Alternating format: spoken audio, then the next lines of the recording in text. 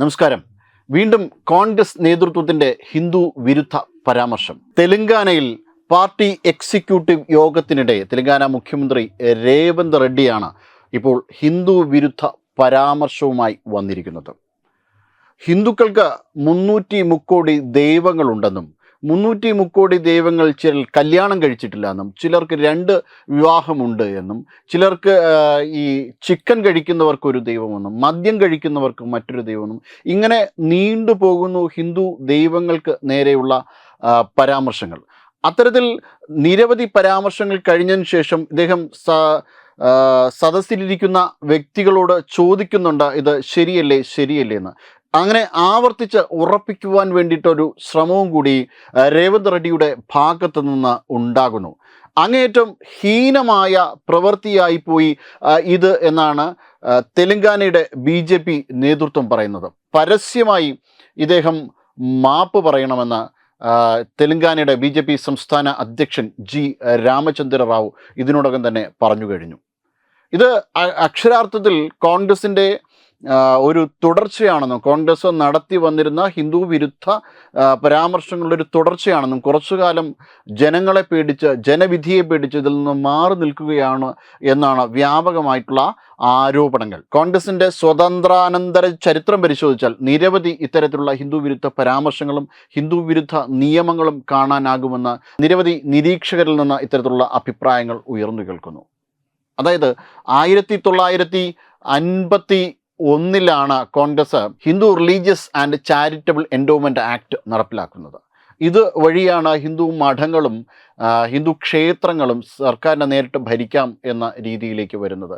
ഹിന്ദുവിൻ്റേതായിട്ടുള്ള കാര്യങ്ങളോ ഹിന്ദുവിൻ്റേതായിട്ടുള്ള മഠങ്ങളോ ഹിന്ദു വിശുദ്ധമെന്ന് തോന്നുന്ന ഹിന്ദു വിശുദ്ധമായി കണക്കാക്കുന്ന അത്തരം മഠങ്ങളോ ചാരിറ്റബിൾ ട്രസ്റ്റുകളോ ഒന്നും ഹിന്ദുവിന് സ്വന്തമായി നടത്താൻ പറ്റില്ല. അത് സർക്കാരിന് ഏറ്റെടുത്ത് നടത്താമെന്നൊരു അവകാശം സർക്കാരിൽ ശ്രദ്ധിക്കുകയും ഹിന്ദുവിൻ്റെ ഏറ്റവും പ്രധാനപ്പെട്ട ആരാധനാ കേന്ദ്രങ്ങൾ സർക്കാർ ഏറ്റെടുത്ത് നടത്തുകയും ചെയ്യുന്ന ഒരു രീതി വന്നു. പക്ഷേ ആ വർഷം തന്നെ വഖഫ് എക്സ്ക്ലൂസീവ് ലീഗൽ റൈറ്റ്സ് വരികയാണ്.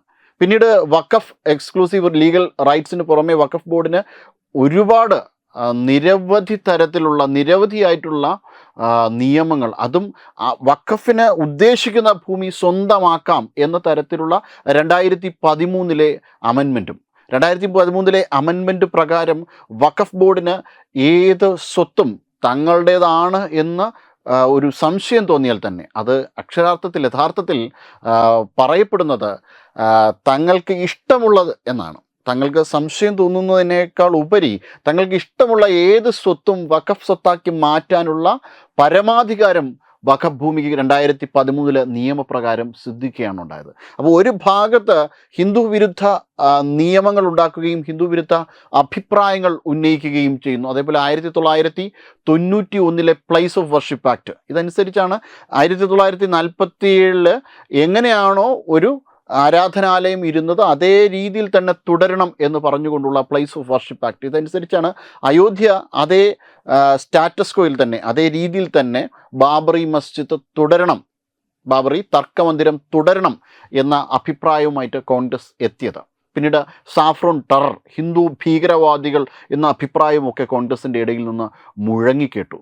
അപ്പോൾ ഇത്തരത്തിൽ നിരന്തരം ഹിന്ദുവിനെതിരെയുള്ള ആക്രമണങ്ങളുടെ ഒരു തുടർച്ചയാണ് ഇപ്പോൾ രേവന്ത് റെഡ്ഡി നടത്തിയ അഭിപ്രായവും എന്നാണ് പൊതുവിൽ ഉള്ള വിലയിരുത്തൽ.